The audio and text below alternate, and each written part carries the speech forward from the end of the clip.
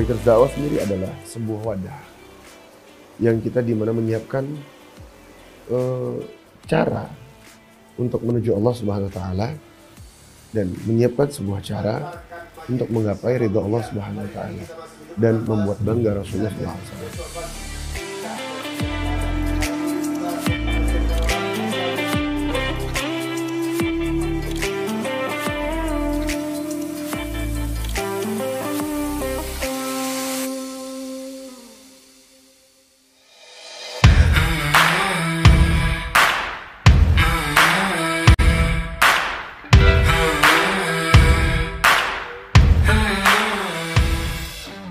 Namaku Alfi Alfandi, umur 32.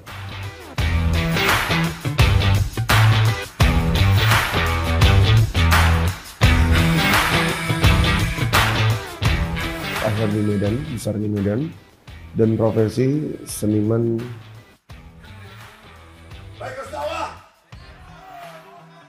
Dan kegiatan adalah berdakwah dengan Bikers Dakwah. Hobi aku motor, hobiku musik, hobiku olahraga, hobiku nuntut sesuatu yang bermanfaat.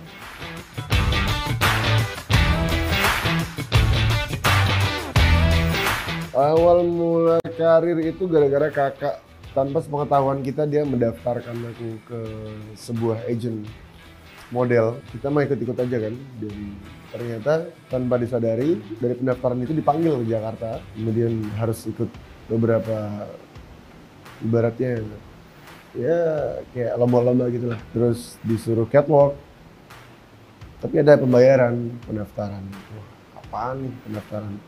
Terus orang tua, ya udah apa, kasih aja, bayar aja.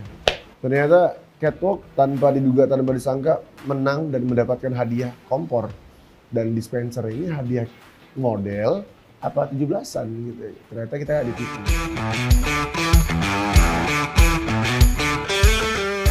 Tapi nggak masalah karena ada hikmah di situ. Dari situ kita mengenal beberapa orang-orang film yang bagian, mohon maaf, ekstras ya, yang lewat-lewat belakang. Dan dia ngajak aku untuk itu dulu. Ya nggak masalah. Cuman aku sembari memperbaiki diri kan. 3 bulan jadi ekstras, kemudian dapat naik langsung jadi peran pembantu utama. Setelah dari situ video klip, beberapa video klip, kemudian film, baru FTV udah kayak apa ya, kayak Rujan kali ya dulu ya. FTV udah kayak wah banyak banget, tiap hari dikerjain, jadi selama berapa tahun tuh alhamdulillah nggak pernah nganggur waktu itu.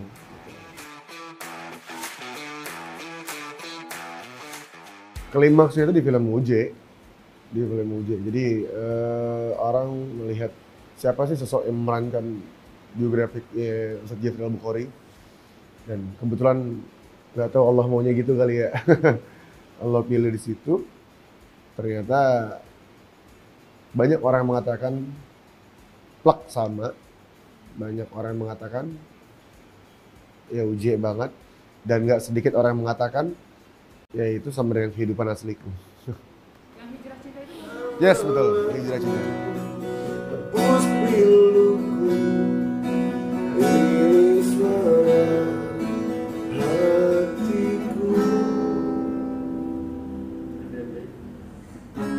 Aku overdosis dalam hidup itu 3 kali.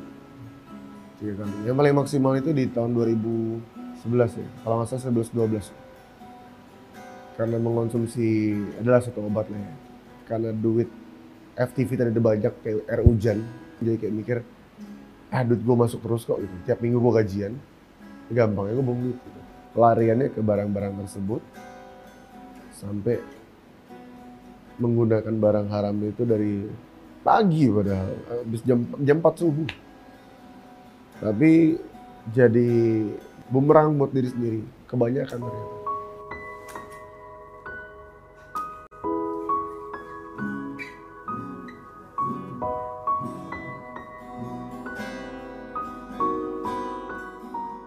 Sampai mohon maaf jackpot di toilet, terus kepala dalam kloset, menggigil meriang di bawah wastafel di kamar mandi, bentukan udah kayak mayit, ini udah hitam, celong, ini itu kayak kalau cowok agak aneh kan ini celong kan.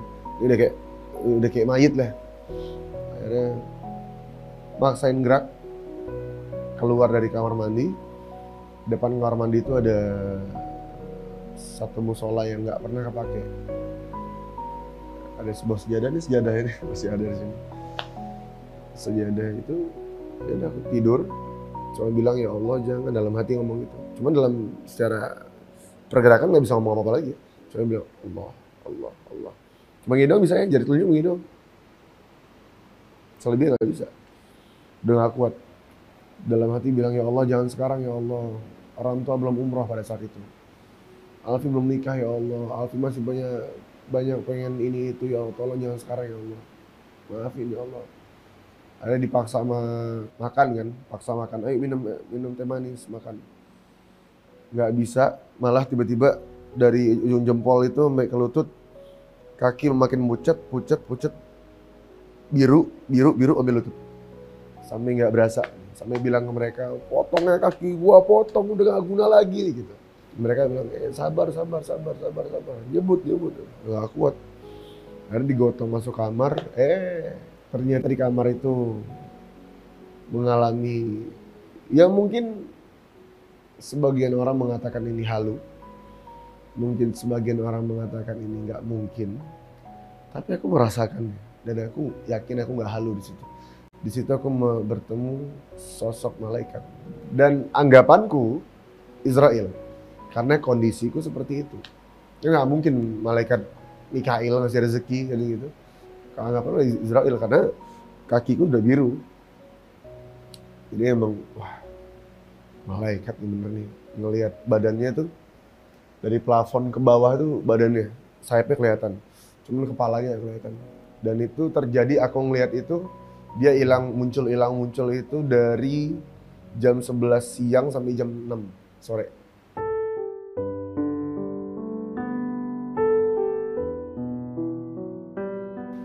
Akhirnya dari situ coba berhenti dari barang itu berhenti, gue pindah ke barang yang lain.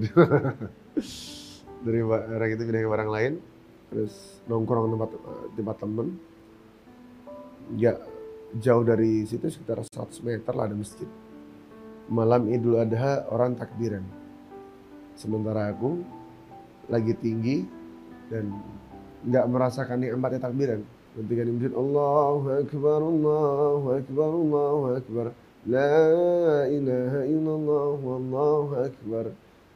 Aku liatin, aku main gitar itu. Dia enak takbirannya.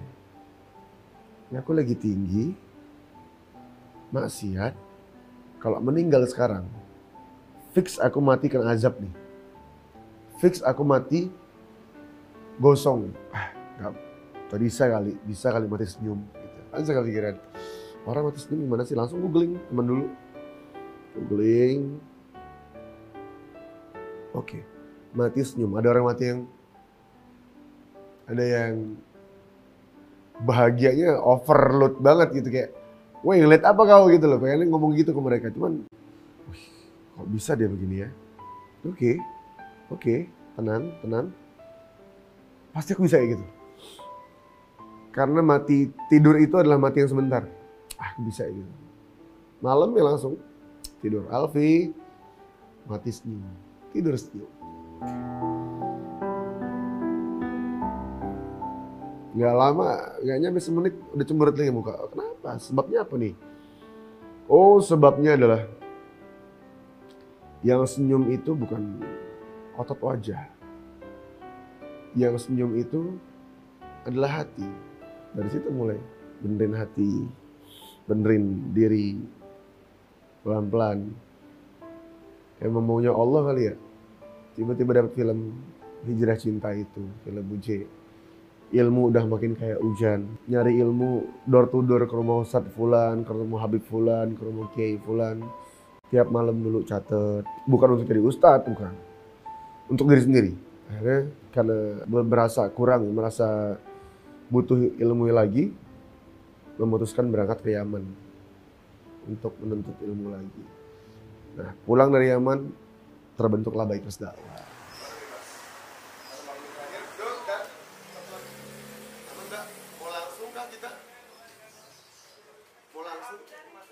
Awal kenal Alfi itu pas di film Hijrah Cinta. Jadi Alfi sebagai UJ, aku sebagai adik ipar. Masa lalu Alfi? Nggak tahu kak. Aku taunya dia udah jadi UJ, berubah. Itu wah kejebak tuh. Dia cerita masa lalu dia, aku tuh dulu ya narkoba iya, cewek iya, kak mabuk nggak usah ditanya. Pokoknya masa lalu aku tuh kalau ada got item, aku tuh mungkin kerak-keraknya itu tuh kata Alfi. Kalau ada huruf nih di luar dari huruf Z, nah itu aku. Saking hinahnya diri aku tuh itu kata Alfi. Pas dapat film UJ, itu kan bulan Desember syuting. Nah dari bulan September yang dia casting itu kak, dia tuh kayak ngerasa, jir dibilang apa, kalau gue dapat film jadi UJ, beban moralnya tuh gede banget kak. Ya kan, membawa nama besar UJ gitu loh. Wah aku nggak bisa nih gini-gini aja hidup aku kata Alfi. Kayaknya aku udah mulai harus berubah. Oh iya. Astagfirullah, belum doa weh. Weh. Belum doa. Astagfirullahaladzim, Allahumma salli wa sallim ala sayyidina Muhammad fil akhirin. Bismillahirrahmanirrahim. Allahu akbar. Subhanalladzi sakarna hada ulukuna lahu mukminin wa inna ila rabbina lamunqalibun. Allahumma ja'alna fi safarina hadha birra wa taqwa wa ja'alna minal muslimin. Allahumma ja'alna min ahlil Qur'an wa ja'alna khitam wa ila hadratin nabi sayyidina Muhammad sallallahu alaihi wasallam. Al-Fatihah.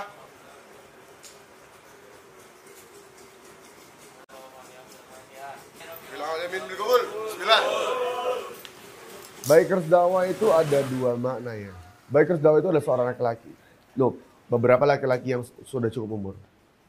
Yang mereka touring keliling daerah dan touring dengan akhlak. Bersilaturahmi dengan warga setempat dengan akhlak. Dan mendirikan apa-apa kebiasaan dalam syariat Islam dimanapun mereka berada dan menyiarkannya.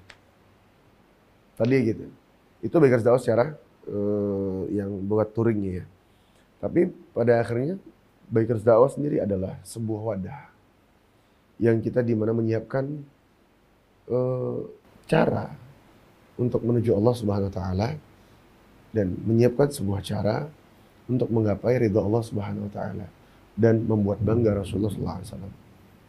Bikers dakwah kita di sini mengajarkan bacaan Iqra Quran, kemudian kitab fikih, kemudian cerita-cerita, hikayah-hikayah hidupnya para wali Allah. Dan di sini kita mencoba untuk merangkul semua anak-anak muda. Ayo itu kita sama-sama berbaris menuju Allah dan Rasulullah SAW.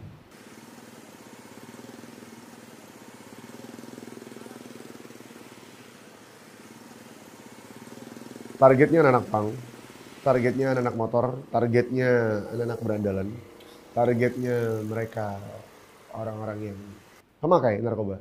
Targetnya itu. Jadi karena emang dulu aku pernah di situ, jadi aku paham insya Allah. Saya sama beberapa teman-teman dari Hadramaut. Jadi ketika mondok di sana, saya langsung akad sama mereka, bantu gue dakwah.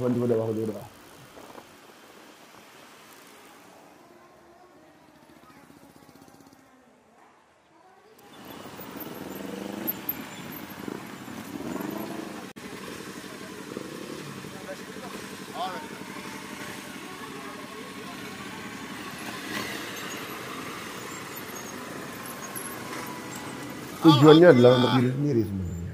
Diri ini bahagia, diri ini senang kalau ngelihat Rasulullah SAW bangga. Jadi ini hanya untuk buat Rasulullah bangga, buat Allah senang aja. Dan kalau masalah amal jariah ya itu nggak tahu lah, itu kita nggak ngelihat ke situ. Tapi yang kita lihat adalah gimana caranya Allah senang, Rasulullah bangga. Oh umatku ada yang begini.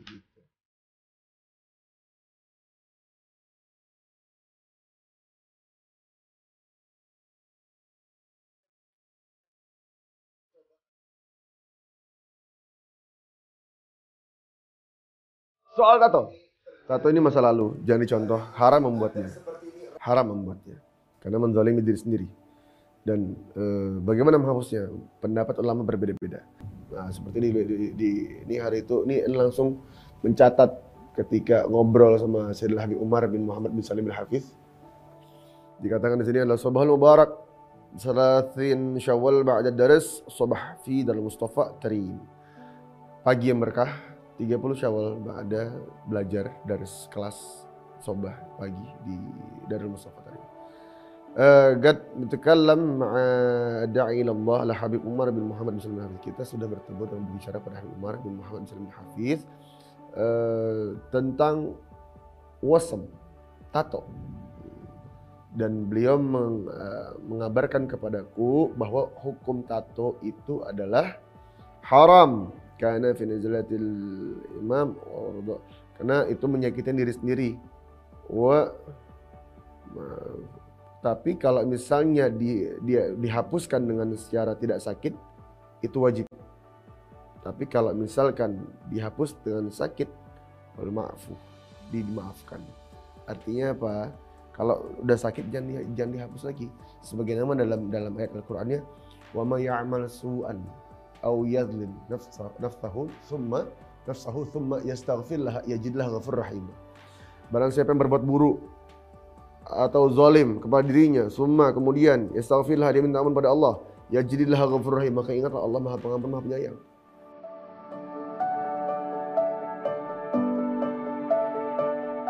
Tapi Alfi cerita Bu, tapi Alfi kan dari masa lalu yang buruk, kata Alfi gitu. Alfi punya tato. Nah, ibu bermasalah nggak? Kata Alfi. Ibuku untungnya bilang gini, ya Allah Vi, teman ibu tuh banyak preman di Palembang. Udah biar aja diri dulu apa adanya, nggak apa-apa, kata ibu. Antarkan mayit siapapun dia. Hari ini kita masih hidup bernafas, bisa jadi besok pagi kita yang udah nggak ada. Hari ini kita bertakziahkan orang, bisa jadi. Oh ada. Oh dia ustadz sekarang. Lo bodo amat, emang mau lo manggil gue Alfi kek, mau manggil Bang Alfi kek, manggil De Alfi kek, mau manggil serah. Asal jangan panggil gue ustazah, jangan panggil gue mbak, jangan deh. Itu dah udah.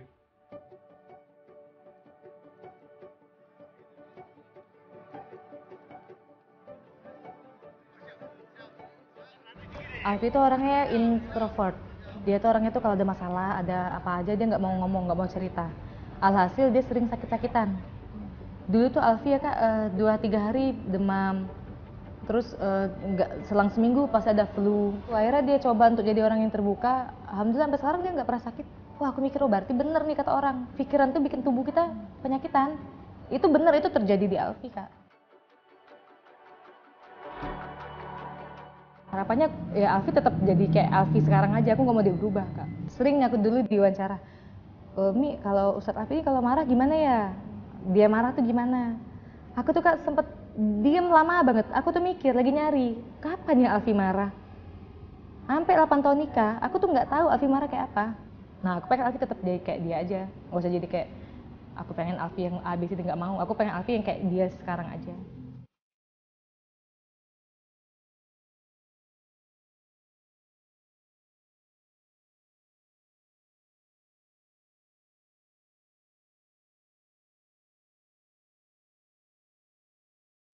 Usaha buat anak muda yang belum melaksanakan, lo jangan takut dibilang, jangan telat nakalnya, jangan takut bilang itu. Karena apa? Tetaplah di posisi kalian. Karena demi Allah, aku pernah nyaksin depan mataku seseorang yang nggak pernah nakal dari dulu dan dia mengatakan, bang aku pengen nakal. Jangan, kau pertahankan gini. Aku pengen kayak abang, jangan, kau pertahankan kayak gini. Kemudian dia meninggal dan meninggal dalam keadaan senyum. Siapa orangnya? Ammar Az-Zikra. Aku menyaksikan itu. Dia bilang, aku pengen kayak abang, pengen gaya kayak abang gitu. Aku pengen masuk ke kayak dakwah kayak abang. Jangan, dunia kayak aku banyak fitnahnya. Takut kok nggak kuat. Takut terjerumus. Aku pengen kayak Abizar bang. Jangan.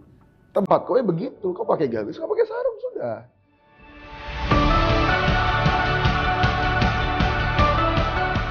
Buat teman-teman yang masih di dunia itu ya, aku cuma bilang satu sih.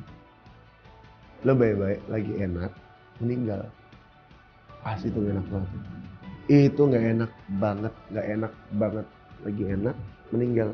Lagi zina, gancet, meninggal. Na'udzubillah. Lagi nokip, meninggal. Aduh. Boy, hidup cuma satu kali. Jadi, jangan habiskan hanya untuk kesenangan yang gak jelas. Habiskan untuk kesenangan bukan cuma duniawi, tapi ukhrawi juga. Sebanyak apapun maksiat kita jangan pernah malu ketika kita balik sama Allah. Sebanyak apapun maksiat kita jangan pernah malu untuk sholat. Jangan pernah malu untuk taubat. Karena apa? Allah tidak pernah bosan menerima taubat seorang hamba. Tapi sayang, 1000 sayang, kita aja yang bosan bertobat sama Allah. Meskipun lo masih minum, meskipun lo meskipun lo masih narkoba, tetap sholat. Jangan tinggalin sholat. Karena itu penentuan kita selamat dunia akhirat.